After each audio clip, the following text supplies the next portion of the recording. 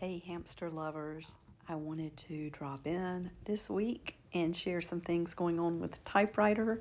She has been enjoying some fresh cucumber slices from the garden.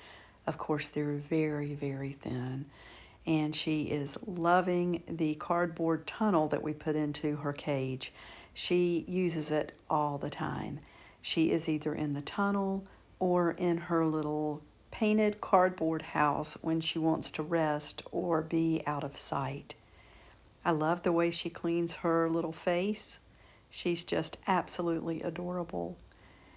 And we notice that she hoards food now in both places, the cardboard tube and her little house.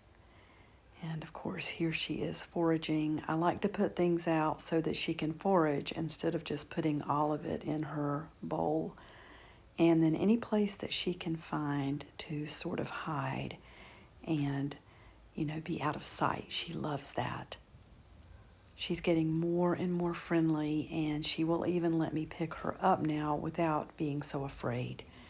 She doesn't just jump down and run away, which of course makes me really happy.